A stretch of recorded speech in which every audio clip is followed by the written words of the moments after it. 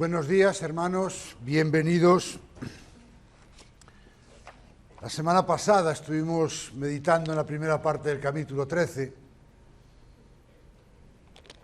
Espere que hay un problema con...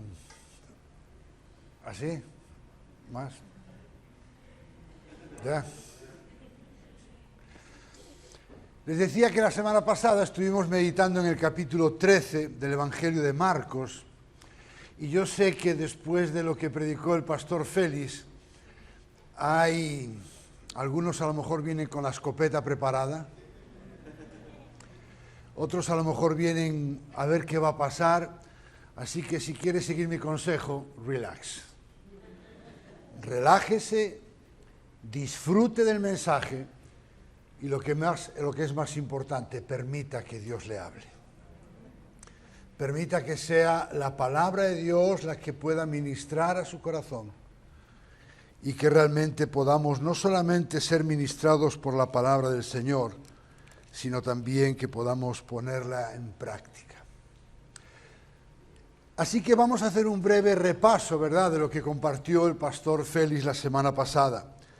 El pastor Félix estuvo compartiendo, meditando en el capítulo 13 del Evangelio de Marcos, del versículo 1 al versículo 23, y lo hizo bajo el título El Rey anticipa lo que viene, donde vimos, por ejemplo, estos 4 puntos: el templo, el caos, el costo y una advertencia de estar alerta. Y vimos, entre otras cosas, que lo que Jesús profetizó acerca de la destrucción de Jerusalén, escuche bien, se cumplió al pie de la letra. Y que no pasó una generación, como dijo Jesús, que eran unos 40 años antes de que se cumpliese. Recordemos que en el año 70, 1 millón de personas murieron, 97.000 judíos fueron vendidos como esclavos. Y como bien dijo el pastor Félix, y el mismo texto nos lo dijo, ese no era el fin, sino que era el principio de lo que Jesús dijo, principio de dolores. Por otro lado, vimos cómo Israel había sido desechada como el pueblo escogido por Dios, como precisamente Jesús había manifestado en la parábola de los labradores malvados. Y a la hora de aplicar el texto a nuestras vidas, fuimos exhortados a tener en cuenta algunos aspectos. El primero de ellos es que no escuche bien, no escuche a aquellos que están tratando de buscar señales o eventos para definir la fecha del regreso de Cristo. Nadie lo sabe. Segundo, no viva temeroso por los eventos que nos rodean. Siempre han pasado, pasan y pasarán hasta que Cristo venga. En tercer lugar, todos los creyentes en todas las épocas enfrentan y enfrentarán pruebas y tribulación. Pero los creyentes en Cristo estamos seguros en sus manos. Y por último se nos recordó que Dios, escuche bien, tiene control sobre la historia. Control absoluto. No es que ocurra algo y diga Dios, uy, se me pasó esto. No, hermanos. Tenemos que tener claro en qué Dios hemos creído. Un Dios que es soberano, que tiene el control absoluto de todo. Así que recuerden, nada se sale de su mano. No tema, ninguna agenda podrá detener lo que el Padre ha decretado que suceda. Así que no perdamos la esperanza. El sufrimiento es esperado, pero tiene fecha de caducidad. Él prometió estar con nosotros, pero Él también prometió que algún día regresará. Y hoy vamos a meditar en la porción que se encuentra entre los capítulos 24 al 37 y le hemos puesto por título: El Rey nos prepara para lo que viene. El Rey nos prepara para lo que viene. Así que yo le invito a que podamos ir a nuestras Biblias y leer Marcos 13, del 24 al 37. Marcos 13, del 24 al 37. ¿Lo tenemos? Ok, dice así la palabra del Señor. Pero en aquellos días, después de esa tribulación, el sol se oscurecerá y la luna no dará su luz. Las estrellas irán cayendo del cielo y las potencias que están en los cielos serán sacudidas. Entonces verán al Hijo del Hombre que viene en las nubes con gran poder y gloria. Y entonces Él enviará a los ángeles y reunirá a sus escogidos de los cuatro vientos, desde el extremo de la tierra hasta el extremo del cielo. De la higuera aprendan la parábola. Cuando su rama ya se pone tierna y echa las hojas, saben que el verano está cerca. Así también ustedes, cuando vean que suceden estas cosas, sepan que Él está cerca, a las puertas. En verdad les digo que no pasará esta generación hasta que todo suceda. El cielo y la tierra pasarán, pero mis palabras no pasarán. Pero de aquel día o de aquella hora nadie lo sabe, ni siquiera los ángeles en el cielo, ni el Hijo, sino solo el Padre. Estén alerta y velen, porque no saben cuándo es el tiempo señalado. Es como un hombre que se fue de viaje y al salir de su casa dejó a sus siervos encargados, asignándole a cada uno su tarea, y ordenó al portero que estuvieran alerta. Por tanto, velen, porque no saben cuándo viene el Señor de la casa, si al atardecer o a la medianoche o al canto del gallo o al amanecer, no sea que venga de repente y los halle dormidos. Y lo que a ustedes digo, a todos digo, velen. Vamos a orar. Padre amado, hemos alabado tu nombre, Señor. Hemos leído tu palabra, hemos orado y ahora, Señor, queremos acercarnos a tu palabra. Por eso, Señor, yo te pido que en esta mañana puedas quitar de nuestra mente y de nuestro corazón todo obstáculo, todo pensamiento, todo prejuicio que pueda impedir que tu palabra nos hable en este día. Que podamos venir ante ti y ante tu palabra con un corazón humilde, manso, esperando que tú nos hables. Y Señor, yo de manera especial pongo mi vida delante de ti, reconociendo, Señor, mi incapacidad, reconociendo mis limitaciones. Por eso apelo a la guía, a la dirección y a la iluminación de tu Espíritu Santo, para que Él me dirija y que todo lo que yo hable en esta mañana sea conforme a lo que tú has revelado. Y no permita, Señor, que yo pueda hablar algo que tú no has dicho. Ayúdame, Señor, te necesito, en el nombre de Jesús. Amén. En esta mañana vamos a estar meditando en el cómo, en el cuándo y en el qué. Y vamos a estar intentando contestar tres preguntas. La primera pregunta es, ¿cómo será la venida del Rey? La segunda pregunta será, ¿cuándo será la venida del Rey? Y la tercera pregunta será, ¿qué hacer ante la venida del Rey?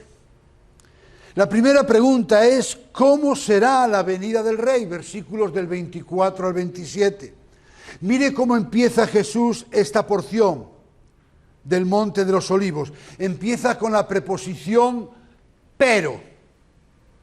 Ha estado hablando del versículo 1 al 23 y al comenzar la porción en el versículo 24 dice pero. Y lo hace para mostrar el contraste entre lo que acaba de decir, escuche bien, y lo que va a decir a continuación.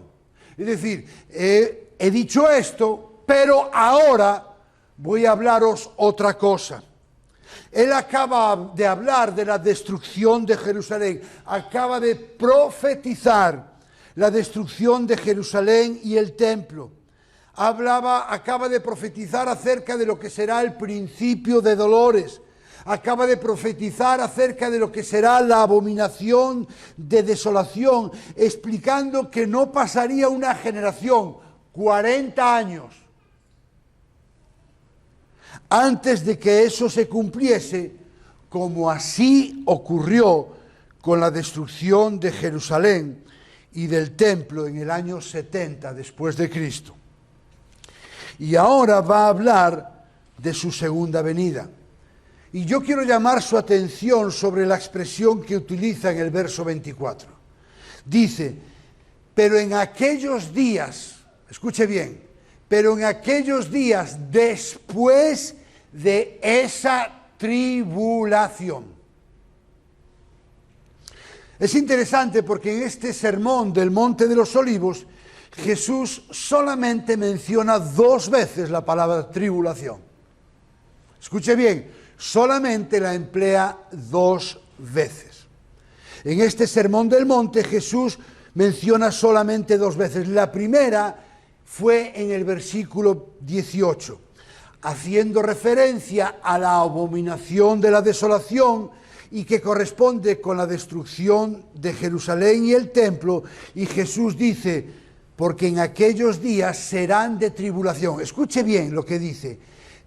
Tal como no ha acontecido desde el principio de la creación. Mira lo que dice Jesús.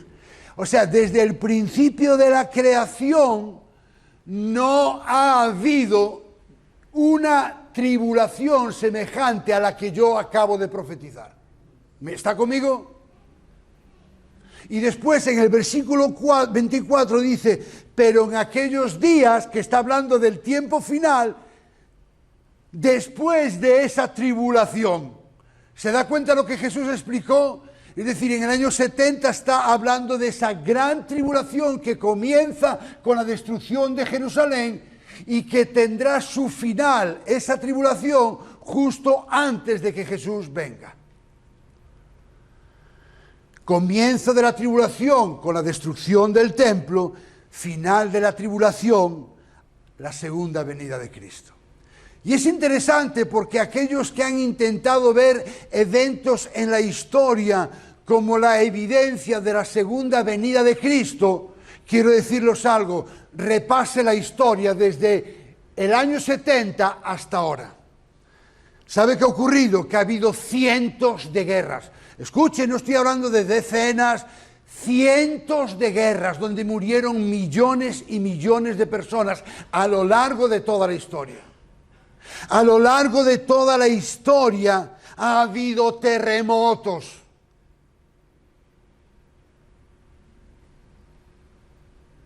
Pablo y Silas, aunque ese fue un terremoto inteligente, pero sufrieron uno.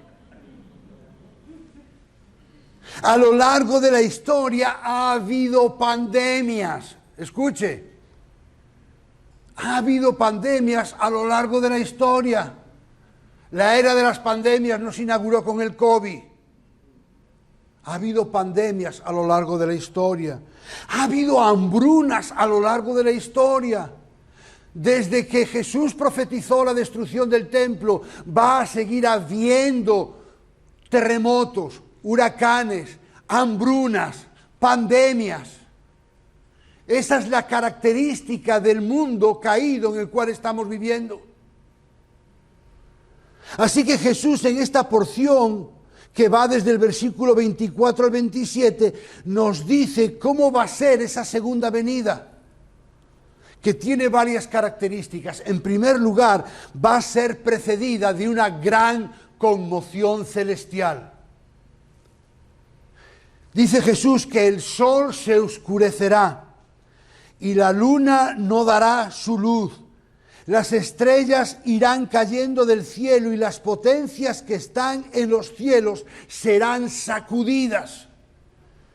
Lo que sí podemos afirmar en cuanto a la segunda venida de nuestro Señor Jesucristo es que va a ser precedida de un cataclismo universal. Algo que nunca jamás ha visto ningún ser humano. Y que, tal y como afirmó Jesús y confirmó el apóstol Pedro, inspirado por el Espíritu Santo en su segunda carta, capítulo 3, versículos del 10 al 13. Mire lo que dice Pedro. Pero el día del Señor, hablando de la segunda venida, vendrá como ladrón, en el cual los cielos pasarán con gran estruendo y los elementos serán destruidos con fuego intenso. Escuche bien, y la tierra y las obras que hay en ella serán quemadas. Puesto que todas estas cosas han de ser destruidas de gran manera. ¿Qué clase de personas no deben ser ustedes en santa conducta y piedad, esperando y apresurando la venida del día de Dios, en el cual los cielos serán destruidos por fuego y los elementos se fundirán con intenso dolor? Y en el versículo 26 Jesús nos muestra otras 3 características que tendrá la segunda venida de nuestro Señor Jesucristo. Dice, entonces verán al Hijo del Hombre que viene en las nubes con gran poder y gloria. ¿Cómo va a ser la segunda venida de Cristo? En primer lugar, va a ser personal. Es el Señor mismo el que va a venir a por su esposa. El mismo Jesús tuvo que tranquilizar a sus discípulos. En el capítulo 12 y 13 del Evangelio de Juan, Jesús les da 3 anuncios. Les dice que se va a morir, y no solamente eso, les dice con qué muerte se va a morir. Recuerden, eran judíos, ellos habían escuchado, maldito el que muere colgado de un madero. Y Jesús les dice, no solamente me voy a morir, sino que me voy a morir en una cruz. Segundo anuncio, uno de vosotros, sí, de los míos, me va a traicionar. Tercer anuncio, Pedro, tú me vas a negar. ¿Qué pensaron ellos? Nos equivocamos de paisano. Este no puede ser el Mesías.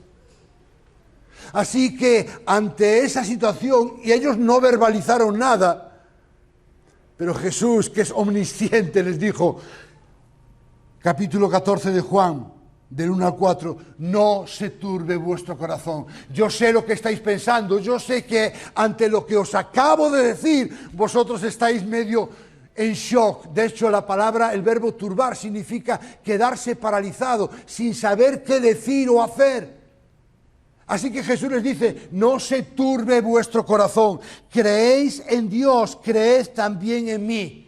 Y después les dice, escuche bien, en la casa de mi Padre muchas moradas hay. Si no fuera así, os lo hubiera dicho. Y les dice, porque voy a preparar un lugar para ustedes. Y si me voy y les preparo un lugar, dice, vendré. No voy a enviar a nadie, yo mismo voy a venir. Es una segunda venida personal. Él es el que va a venir. Vendré otra vez, yo mismo. Escuche, vendré otra vez, no otras veces. Vendré otra vez. Y os tomaré. Qué imagen más paternal, ¿verdad? Y os tomaré a donde yo voy, para que donde yo esté, allí estén ustedes también. Así que la segunda venida de Cristo va a ser personal. Él mismo va a venir a por su iglesia. En segundo lugar, va a ser visible. No es que la vamos a imaginar, es que va a ser visible. Y viene a mi mente el relato de la ascensión de Jesús a los cielos. Jesús resucita. Está 40 días con sus discípulos y cuando está ascendiendo a los cielos, ¿verdad? Se les presenta a los discípulos dos hombres con vestiduras blancas, porque ellos estaban mirando al cielo, mirando, y les dice en el libro de Hechos capítulo 1, versículo 11, varones galileos, ¿por qué estáis mirando al cielo? Escuche bien, este mismo Jesús, no otro, este mismo Jesús que ha sido tomado de ustedes al cielo, vendrá de la misma manera. ¿Escucha bien? Vendrá de la misma manera. Así que de la misma manera que lo vieron ascender, de la misma manera lo veremos descender. Eso es lo que dice la palabra de Dios. En tercer lugar, la venida del Señor será gloriosa. El Hijo del Hombre viene en las nubes con gran poder y gloria. Y esto concuerda con las palabras del profeta Daniel en su capítulo 7, versículos 13 y 14, cuando dice: seguí mirando en las visiones nocturnas, y en las nubes del cielo venía uno como hijo de hombre, que se dirigió al anciano de días y fue presentado ante él. Escuche bien, y le fue dado dominio, gloria y reino, para que todos los pueblos, naciones y lenguas le sirvieran. Su dominio es un dominio eterno, que nunca pasará, y su reino uno que no será destruido. Y en este sentido quiero compartir una cita de J.C. Ryle.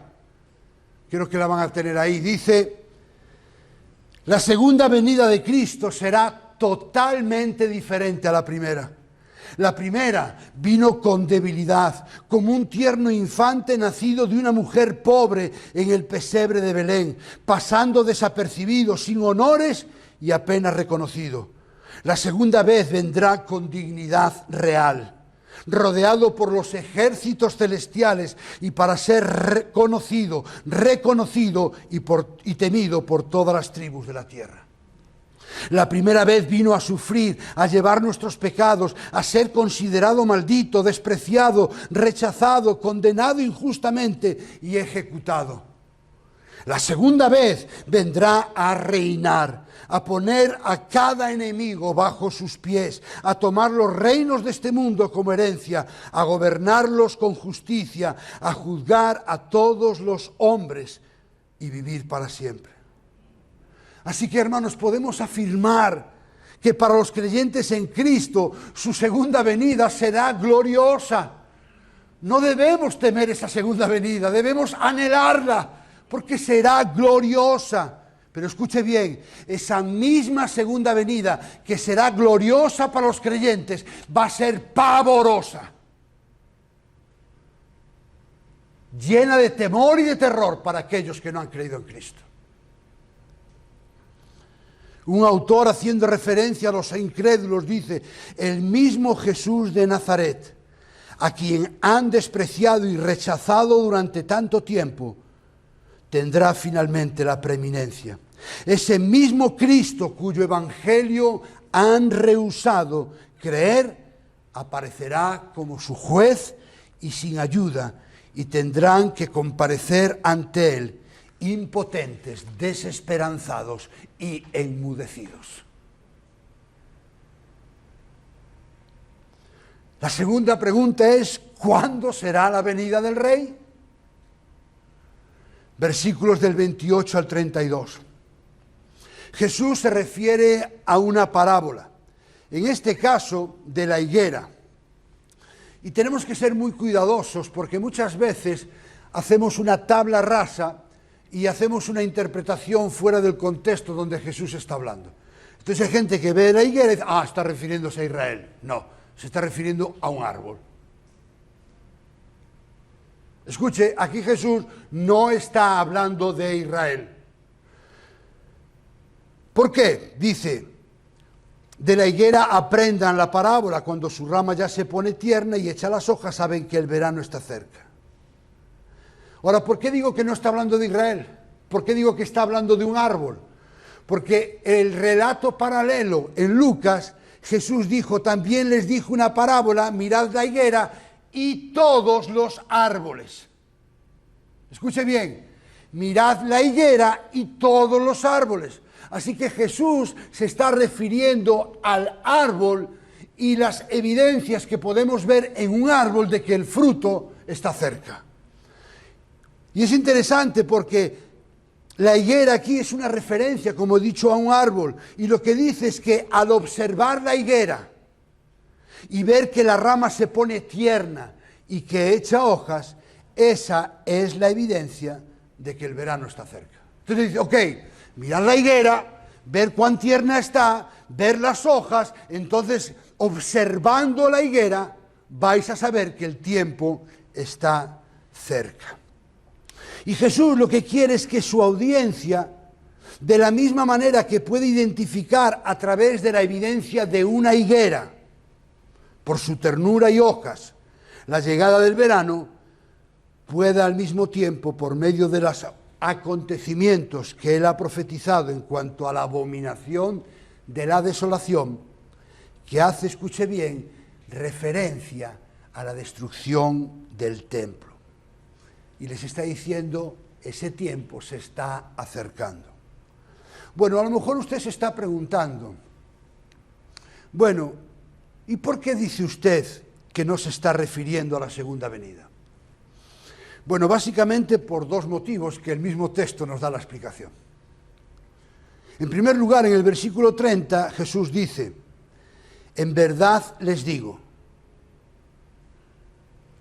él está hablando de la higuera, y cuando tan pronto acaba de hablar de la higuera, dice, en verdad les digo, la Reina Valera del 60 dice, de cierto os digo, y vuelve a decir que no pasará esta generación hasta que esto suceda.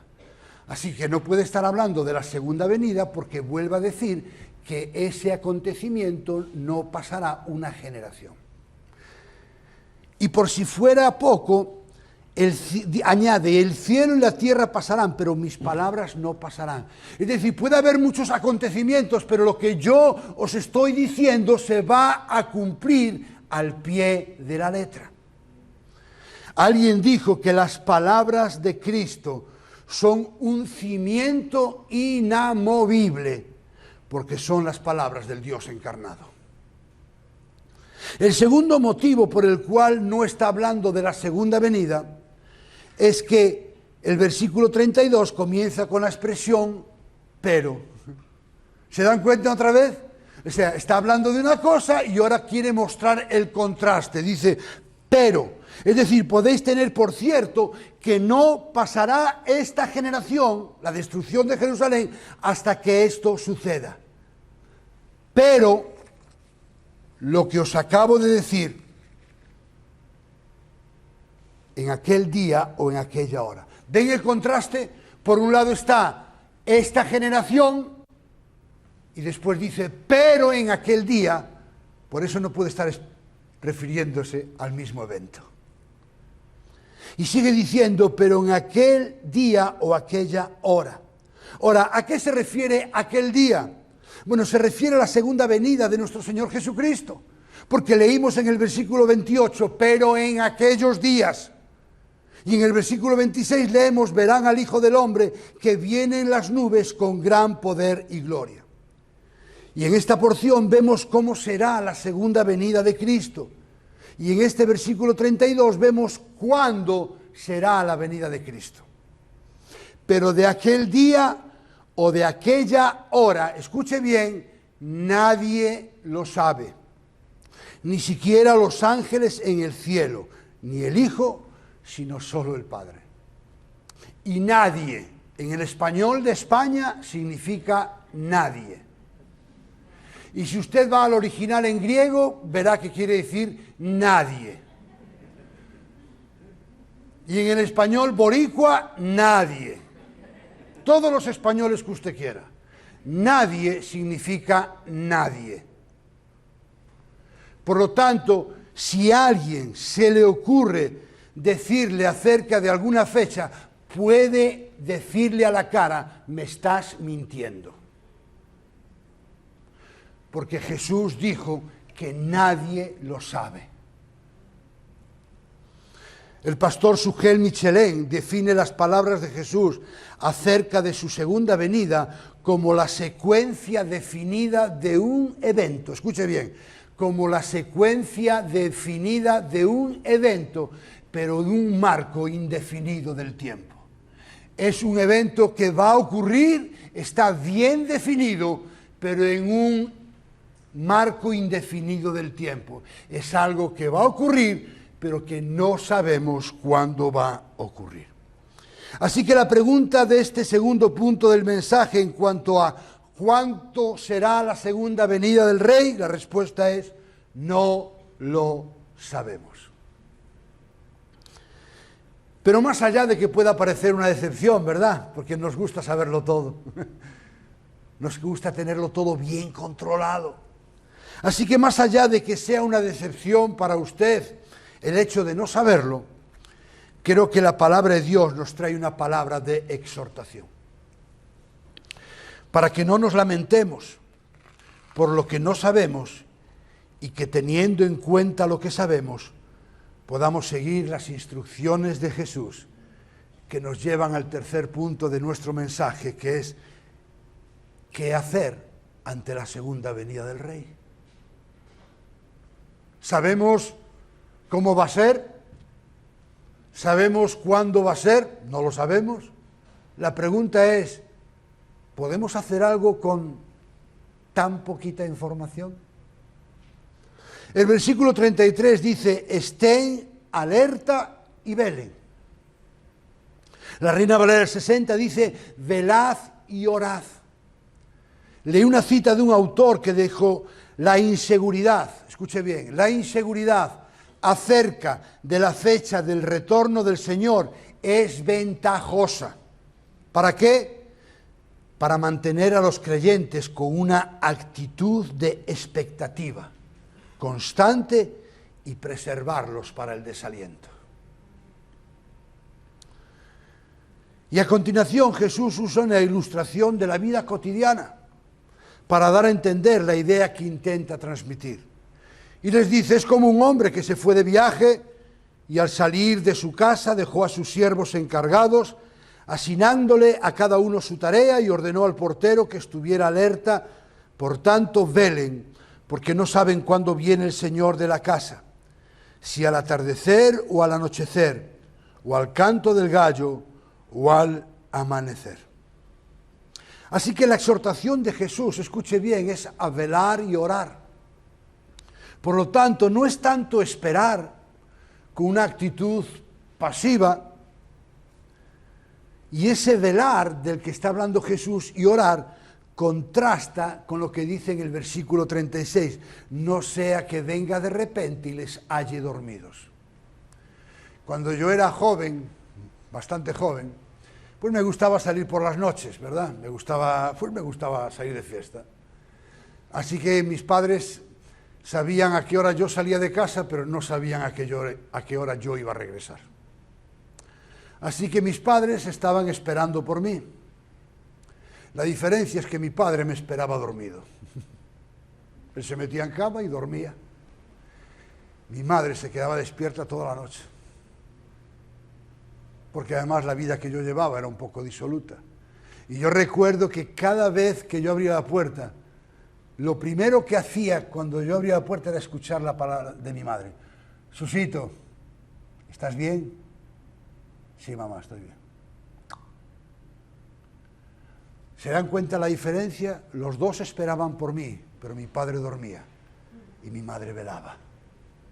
La palabra de Dios nos exhorta no a que estemos dormidos, sino a que velemos. Y yo creo que como cristianos básicamente tenemos que hacer tres cosas. La primera es, tenemos que vigilar. Tenemos que vivir siempre en guardia. Tenemos que guardar nuestras almas en estado de alerta continuo, despiertas y dispuestas en todo momento para encontrarnos con nuestro Señor. Precisamente porque no sabemos cuándo Él va a venir. Debemos guardarnos de todo aquello que sea el adormecimiento espiritual, la inactividad, la falta de vida o apatía. El apóstol Pablo les hace esta advertencia a los creyentes en Tesalónica. Y en su primera carta, capítulo 5, versículos del 4 al 6, le dice: pero ustedes, hermanos, no están en tinieblas. Le dice: ok, ustedes no están en tinieblas, por lo tanto, sean consecuentes. Para que el día del Señor no les sorprenda. Porque a quienes les va a sorprender es a los que están en tinieblas. Claro que les va a sorprender. Pero Pablo dice: ustedes son creyentes, no están en tinieblas, cuidado, no les puede sorprender. Porque todos ustedes son hijos de la luz e hijos del día, no seamos de la noche ni de las tinieblas, por tanto no durmamos como los demás. No durmamos, estemos vigilantes. En segundo lugar, tenemos que orar. Debemos tener hábitos de una comunión regular con el Señor. Debemos, como dice Pablo a los tesalonicenses, orar sin cesar, sabiendo que un día le veremos cara a cara y disfrutaremos de su presencia por toda la eternidad. Y en este sentido, el velar y orar, me vienen a la mente dos versículos. Jesús está en Getsemaní, está pronto a enfrentar la cruz. Se va con sus discípulos, ¿verdad?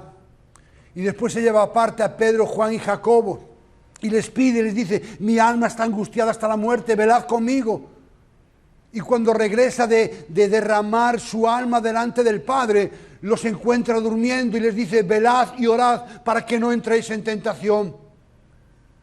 El velar y orar nos mantiene alerta para poder resistir las acechanzas del diablo que van a venir sí o sí.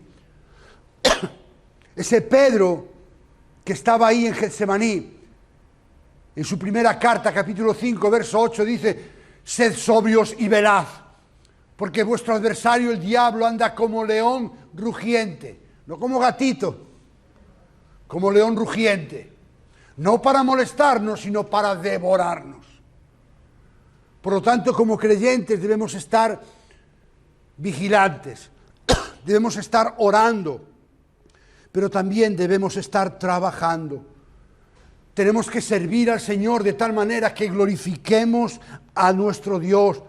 Debemos esforzarnos en brillar como una luz en medio de las tinieblas. Jesús les dijo a sus discípulos: vosotros sois la luz del mundo. Así alumbre vuestra luz delante de los hombres y glorifiquen a vuestro Padre que está en los cielos. Necesitamos trabajar. Necesitamos ser fieles testigos de Jesucristo y honrarle por medio de la diligencia y la coherencia de nuestras palabras, de nuestros pensamientos y de nuestras acciones. Cuando estábamos en España, en Oviedo, ya habíamos comenzado el proceso para tramitar nuestra visa religiosa para ir a vivir a Estados Unidos, a Oklahoma. Así que el tiempo iba pasando, así que cada cierto tiempo yo iba a hablar con los tutores en la escuela de mis hijos. Así que voy a hablar con la tutora de mi hijo Pablo, y yo digo: bueno, ¿qué tal Pablo? Y me dice ella: bueno, eso quiero saber yo, ¿qué tal Pablo? Dije: ¿y luego qué pasa con Pablo? Y dice: bueno, ha bajado la guardia, ha dejado de estudiar y no hace nada. Y entonces yo le dije: bueno, ¿sabe qué pasa? Que estamos en un proceso de cambio y estamos esperando que vengan nuestros papeles para ir a vivir a Estados Unidos. Así que Elena y yo nos tocó hablar con él y decir: mira, Pablo, tú no sabes cuándo nos vamos, así que tú tienes que seguir estudiando de la misma manera, como si nos fuéramos mañana mismo. Y da igual que nos vayamos en un día, en una semana o en 2 años, tú tienes que seguir haciendo lo que tienes que hacer, estudiar. Hermanos, no importa si Dios viene dentro de 5 años, el Señor Jesús, o dentro de 10, o de 30, o de 1000, usted y yo tenemos que seguir trabajando. Tenemos que seguir sirviendo al Señor como si fuera a venir dentro de 5 minutos. Y mire, por si tenemos la tentación de creer que estas instrucciones de Jesús fueron solamente para sus discípulos, quiero acabar esta porción con las palabras con las que Jesús acaba este sermón del Monte de los Olivos, que van dirigida a cada uno de nosotros. Jesús dijo: y a lo que ustedes digo, a todos digo. Y a lo que a ustedes digo, a todos digo. Y yo hablo de la palabra todos lo mismo que dije de nadie.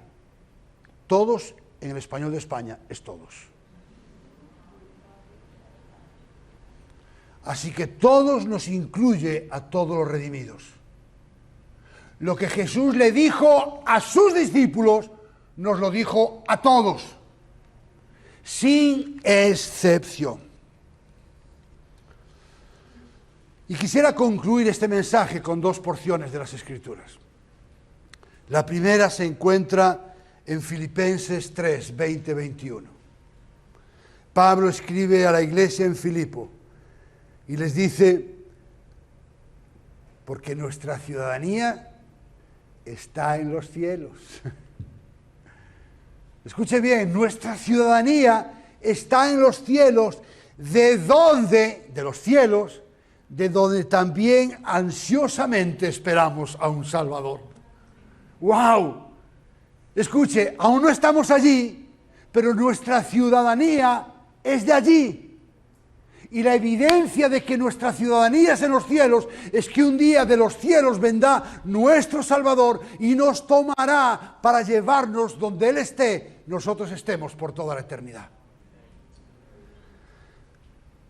El Señor Jesucristo, el cual transformará el cuerpo de nuestro estado de humillación en conformidad al cuerpo de su gloria, por el ejercicio del poder que tiene aún para sujetar todas las cosas a Él mismo. Y el apóstol Pedro, en su segunda carta, capítulo 3, verso 13, dice lo siguiente: según sus promesas, escuche bien, las promesas de Dios son sí y amén en Cristo Jesús. Y Pedro dice: según sus promesas, ¿qué esperamos nosotros? Nuevos cielos y nueva tierra. ¡Wow! Esperamos a nuestro Salvador para que cuando vayamos al cielo vamos a disfrutar de un cuerpo glorificado, de nuevos cielos y de nueva tierra. La pregunta es: ¿cómo podemos aplicar esto a nuestras vidas? Y si usted es creyente, yo le invito a que pueda reflexionar, pero lo que es más importante, que pueda aplicar este mensaje a su vida. Y para ello le animo a que podamos responder juntos algunas preguntas. La primera pregunta es: ¿estamos viviendo nuestras vidas a la luz de la segunda venida de Cristo? ¿O por el contrario, estamos viviendo como si Jesús nunca fuera a venir? ¿Cómo estamos viviendo nuestra vida? En segundo lugar, ¿vivimos anclados en la palabra de Dios de tal manera que creemos firmemente lo que ella afirma, aunque no lo entendamos? Porque no somos llamados a obedecer aquello que entendemos, estamos llamados a obedecer también aquello que no entendemos.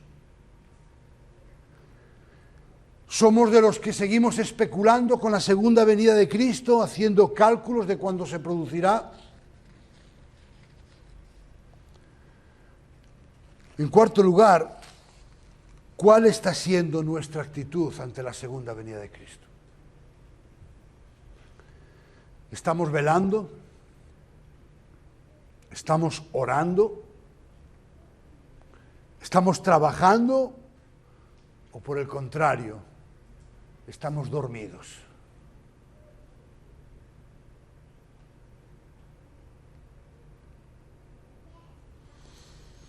Yo tengo mucha facilidad para dormir, lo reconozco.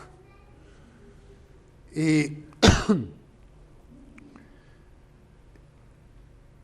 cuando vivía en España, yo viajaba en tren a la ciudad donde vivía, porque tenía un lugar donde llegar. Así que el tren hizo una parada, que iban a ser 5 minutos, a la 1 de la madrugada. El tren salía a la 1:10. Bajé, hermanos, y me quedé dormido hasta las 5 de la mañana. Tuve que coger el tren de las 8.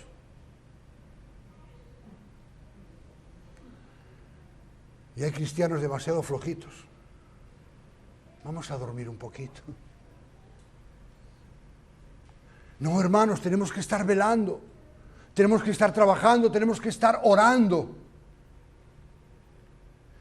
Y por último, ¿dónde estamos invirtiendo más? ¿En esta vida o en la vida eterna?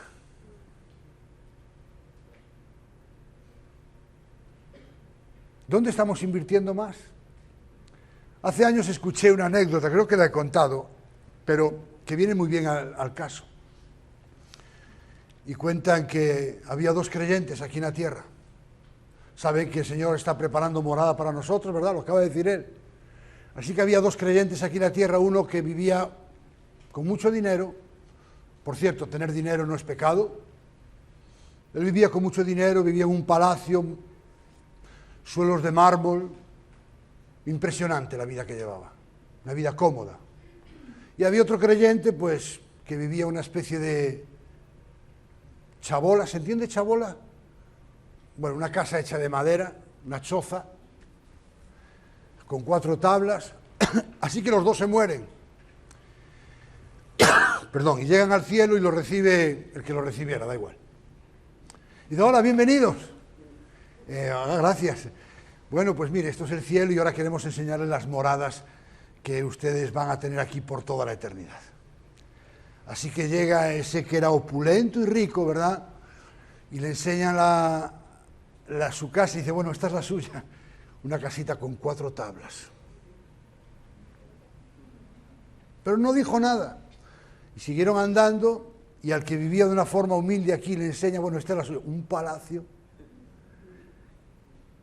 Así que el otro le dice, mire, un momentito, yo creo que hay un error, ¿eh? Yo creo que confundieron las escrituras de propiedad.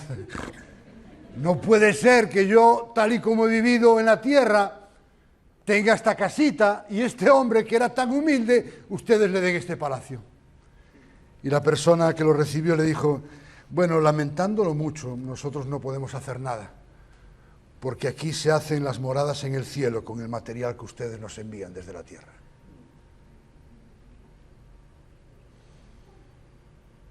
Y aquellos que somos creyentes disfrutaremos de una morada.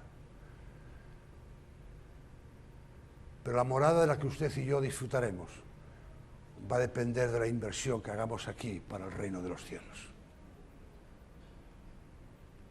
Esa es la realidad. Así que podemos seguir jugando a la religión, pero quiero decirle que esto no es ningún juego, porque esto le costó la muerte al Hijo de Dios. Una muerte maldita para que usted y yo podamos tener esa morada. Pero si usted no es creyente, puede que se encuentre en una de estas 2 categorías. Si usted no es creyente. La primera categoría es que usted cree que esto de la segunda venida de Cristo es ciencia ficción. Que usted diga, va, eso no se lo cree ni él. Bueno, si usted cree eso, quiero decirle que es irrelevante lo que usted crea. Sí o sí va a suceder. Así que da igual lo que usted crea, lo importante es lo que Dios ha revelado en su palabra. Y lo que Él ha prometido es que Él volverá. Lo que la palabra de Dios dice, que Jesús, Dios hecho hombre, Vino a este mundo, vivió una vida perfecta, sin pecado, murió en una cruz por los pecados de sus escogidos, resucitó al tercer día, ascendió a los cielos, donde está sentado a la diestra del Padre, intercediendo por los suyos, y un día, no sabemos cuándo, volverá triunfante a por su iglesia.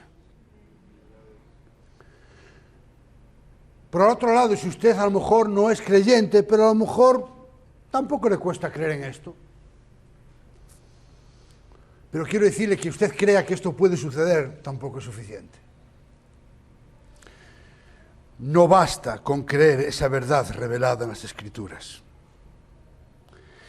Recuerde, la segunda venida va a ser gloriosa para los creyentes, pero va a ser pavorosa para los no creyentes. Hace muchísimos años, y con esto acabo, había un rey en la corte y tenía un bufón. ¿Saben lo que es un bufón? El bufón era, como se dice, por lo menos en España, el tonto del pueblo. Todo el mundo se reía de él.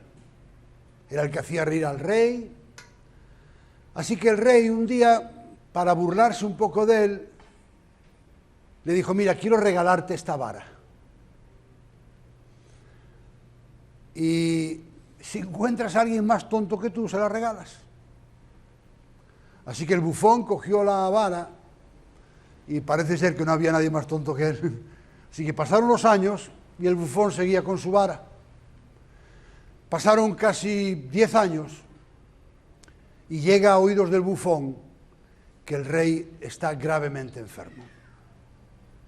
Así que el bufón, porque amaba al rey, fue a visitarlo y le dijo: Majestad, ¿cómo está? Y le dijo: estoy mal. Y le dijo: creo que voy a emprender un largo viaje. Se estaba refiriendo a la muerte. Así que el bufón le preguntó: y Majestad, ¿usted se ha preparado para ese viaje? Y dijo: no, pues no, la verdad es que no. Le dijo el bufón: a ver. ¿Usted me está diciendo que usted ya sabía que iba a hacer este viaje? Sí, claro, todos lo sabemos. Entonces usted me está diciendo que ya sabía que iba a hacer este viaje, pero no se preparó para ese viaje. Dijo el rey: no.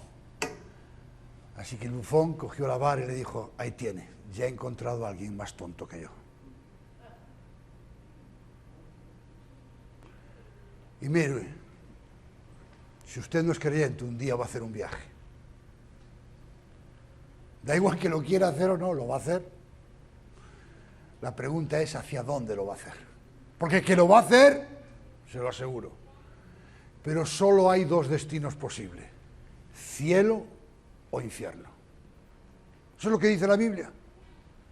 No hay un lugar intermedio. Hay cielo o infierno. La pregunta es: ¿cómo puede usted prepararse para ese camino al cielo?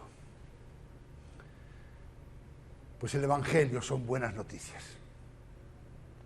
Las buenas noticias de que ese Dios santo y justo, que nos creó a su imagen y semejanza, y como consecuencia del pecado que mora en el ser humano, que nos separa de Dios, ese Dios envió a su Hijo a vivir una vida perfecta y sin pecado, para morir en una cruz por los pecados de todos, no, de todos los que se arrepienten de dicho pecado y depositan su fe en Jesús como su Señor y como su Salvador. Así que si usted va a emprender ese viaje, la pregunta es: ¿hacia dónde quiere hacerlo?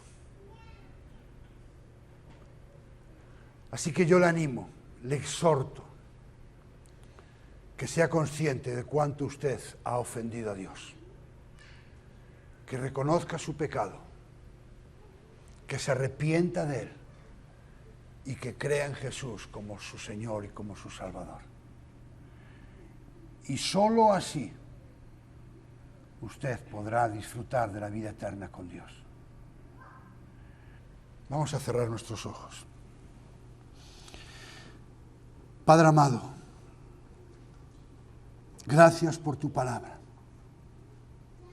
Gracias porque tenemos la absoluta certeza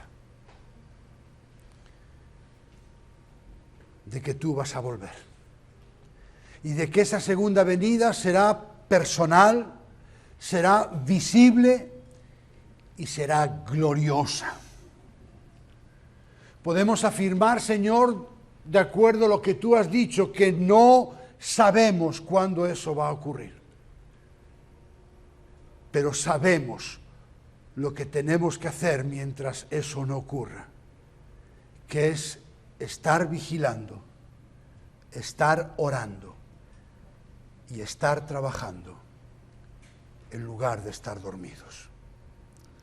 Ayúdanos, Señor, como hijos tuyos, a vivir con expectación ante tu segunda venida. Ayúdanos a vivir vidas que te honren y que te glorifiquen.